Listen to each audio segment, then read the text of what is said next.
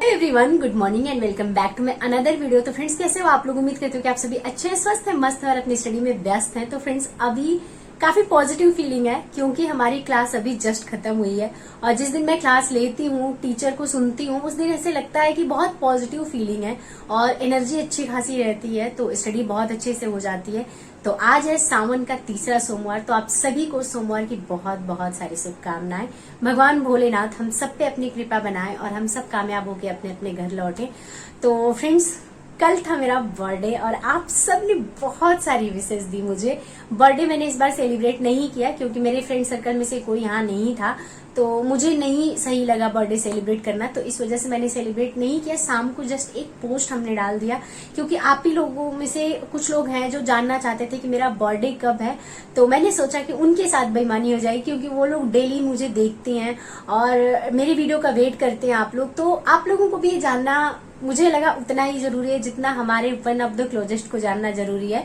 तो इसी वजह से मैंने एक पोस्ट शेयर कर दिया।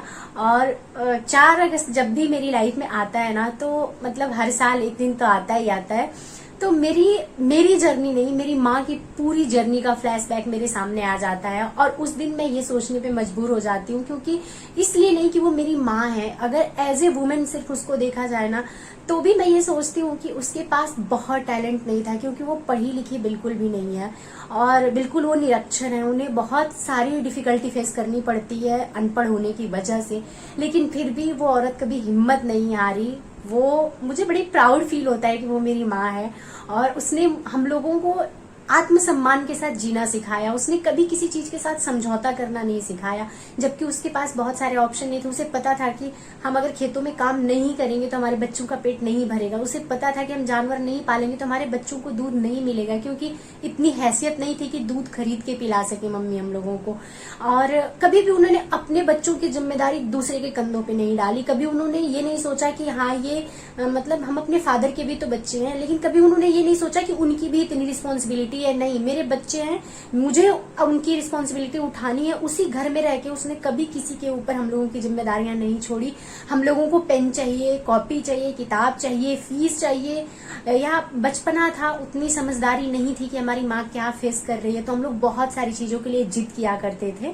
तो हम लोगों की जिद को भी उन्होंने बहुत अच्छे से पूरा किया। उन्होंने कभी ये नहीं सोचा कि क्यों जिद कर रहे हो तुम लोग। कभी उन्होंने फ्रस्ट्रेटेड होकर हम लोगों को रिप्लाई नहीं किया, कभी उसके चक्कर में मारा पीटा नहीं। तो मुझे बड़ा प्राउड फील होता है सोच के अब कि मेरी माँ ने क्या कुछ सहा है हम लोगों के लिए। जब से मेरे भाई की डेथ हुई, कभी उनकी आंखों के आंसू नहीं सूखे, लेकिन हम लोगों की परवरिश में उन्होंने कभी कोई कसर नहीं छोड़ी, कभी कोई कमी नहीं की। वो ये भी नहीं जानती है कि टेट सीटेट क्या होता है, वो ये भी नहीं जानते कि आरओ एआरओ क्या होता है, लेकिन वो इतना जानती हैं कि हमारी परवरिश इतनी अच्छी है कि मेरे बच्चे कभी कुछ गलत कदम नहीं उठा सकते हैं।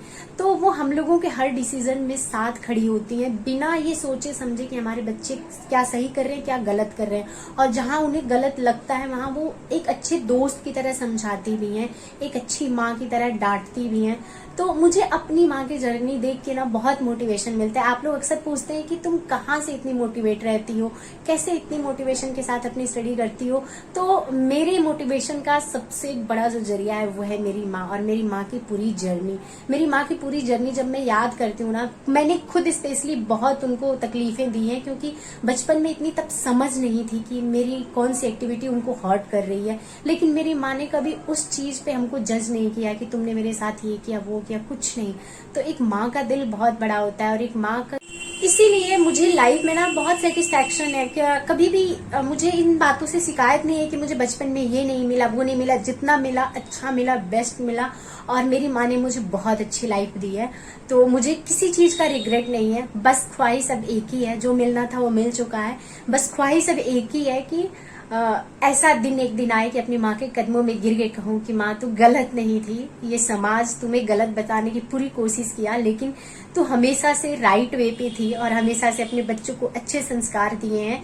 और आज तेरी बेटी कुछ बन के तेरे सामने आई है और समाज के मुंह पे उस दिन तमाचा होगा, क्योंकि हर कोई मेरी माँ को मुंह उठा के कहता है कि क्या करोगे लड़कियों को इतना पढ़ा के, क्या करोगे, लड़कियों को तो दूसरे के घर जाना है। मेरी माँ ने कभी ये नहीं सोचा कि मेरी बेटियां कमा के किसको देंगी। मेरी माँ ने हमेशा ये सोचा कि मेरी बेटियां एक बेहतर इंसान बने, अपने लाइफ में इंडिपेंडेंट हो, ताकि जो उन्होंने तकलीफें झेली, जो उनको प्रॉब्लम फेस करनी पड़ी, वो उनकी बेटियों की किस्मत में ना हो। हमेशा वो यही दुआ करते हैं कि मेरी बेटियों का नसीब मेरे से अच्छा लिखना भगवान।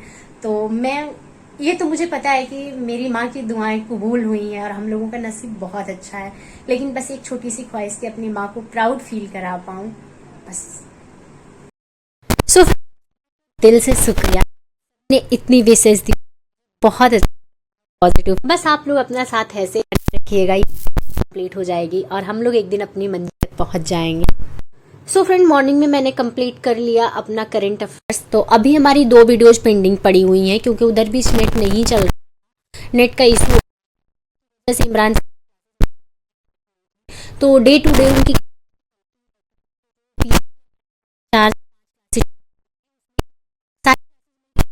2 क्लास करना है, टाइम में कंप्लीट कर लूंगी।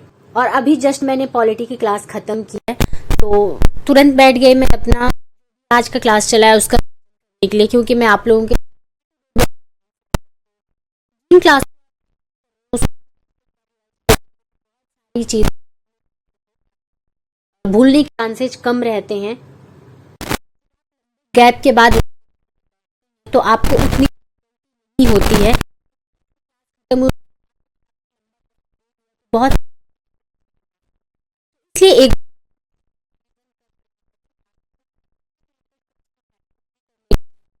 जैसे ही हमारा प्रैक्टिस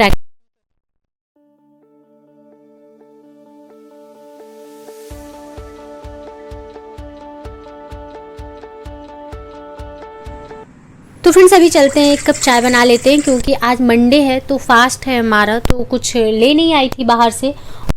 क्लास खत्म करने के बाद, रिवीजन करने के बाद थोड़ा सा एनर्जी डाउन है तो 1 कप चाय पी लेते हैं। और रश्मि यादव ने पूछा है कि दी आपने बीएड किया है या डीएलएड। तो डियर ना में ही मैंने बीएड किया है और ना ही हमने डीएलएड किया है, हमने डीएड किया है जो कि स्पेशल एजुकेशन से होता है। उसकी समकक्षता डीएलएड के बराबर ही होती है, जिसमें डीएलएड वाले अपीयर होते हैं उसमें हम लोग भी अपीयर हो सकते हैं।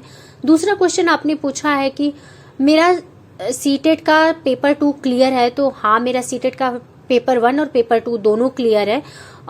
और आपने बोला कि आपका पेपर 2 क्लियर नहीं हो पाया, 2-3 मार्क्स से रह गया। तो होता है और बहुत पेनफुल टाइम होता है वो। लेकिन एक चीज मैं आपको बोलना चाहूंगी कि हिम्मत मत हारिए, और बहुत बड़ा कोई टास्क नहीं है, बस आप राइट वे में अपनी स्टडी करिए, देखिए कहाँ कमी रह जा रही है। और जो 2 पॉइंट मुझे समझ आ रहा है वो ये कि आपने एनसीईआरटी फॉलो नहीं किया होगा, मे बी, मुझे उतना क्लियर तो पता नहीं है कि आपने क्या पढ़ा था क्या नहीं पढ़ा था, लेकिन मेरा जो एक्सपीरियंस कहता है वो ये कि सीबीएसई बोर्ड कभी भी आउट ऑफ सिलेबस जाके क्वेश्चन नहीं पूछता है। तो ये बहुत अच्छी बात है सीबीएसई बोर्ड की। तो आप 6ठी से लेकर 8वीं तक की एनसीईआरटी पढ़िए। आप साइंस से होंगे या आर्ट से मुझे नहीं पता, लेकिन आप साइंस से होंगे या फिर आर्ट से होंगे, तब भी आपके 60 क्वेश्चन जो आते हैं वो एनसीईआरटी से ही आते हैं। तो एनसीईआरटी फॉलो करिए, बहुत कुछ पढ़ने के चक्कर में मत पड़िए, एनसीईआरटी फॉलो करिए, प्रैक्टिस करिए। नेक्स्ट टाइम आपका सीटेट पेपर 2 जरूर क्लियर हो जाएगा, क्योंकि 2-3 मार्क्स बहुत ज़्यादा नहीं है, बहुत कम मार्जिन से आप पीछे रह जा रही हैं। तो बस जो मैंने बताया है, जो मुझे समझ आया, क्योंकि बहुत सारी चीज़ें तो मैं नहीं जानती हूँ कि आप क्या फॉलो करती हैं क्या नहीं फॉलो करती हैं, लेकिन आप एक बार इस स्ट्रेटेजी पे काम करके देखिए। आई होप कि आपका सीटेट पेपर 2 भी क्लियर हो जाएगा।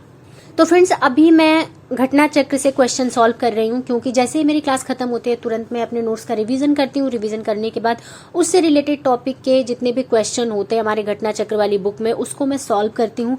और जब वहां से मैं सॉल्व कर लेती हूँ तो उसके बाद मैं टेक्स्ट बुक से क्वेश्चन लगाती हूँ, क्योंकि जब क्वेश्चन सॉल्व करते हैं तभी हमें समझ में आता है कि कौन सा टॉपिक हमें कितना अच्छे से समझ में आया है। क्योंकि सीधा पढ़ने में और क्वेश्चन का जो नेचर होता है वो क्वेश्चन थोड़ा सा ट्विस्ट करके पूछता है, तो क्वेश्चन को सॉल्व करने में थोड़ा सा अंतर होता है। और जब हम क्वेश्चन अच्छे से सॉल्व कर ले जाते हैं, क्वेश्चन हमारे जब बनने लगते हैं, क्यों क्या कैसे जवाब हमें मिलने लगता है, तो समझ लीजिए वो टॉपिक आपका क्लियर हो गया, वो उससे आगे बढ़ने की ज़रूरत है आपको। तो फ्रेंड्स इस वीडियो को करते हैं यहीं पे एंड, और आप लोगों के अगर कोई कमेंट छूट गया होगा तो नेक्स्ट वीडियो में मैं मेंशन कर दूंगी। तो वीडियो पसंद आई हो तो वीडियो को लाइक जरूर कर दीजिएगा, चैनल पे नए हैं तो चैनल को सब्सक्राइब करके बेल आइकन प्रेस कर दीजिएगा, जिससे मेरे आने वाली वीडियो को नोटिफिकेशन आप सभी को मिल सके। तो चलिए मिलते हैं नेक्स्ट वीडियो में, तब तक के लिए बाय बाय।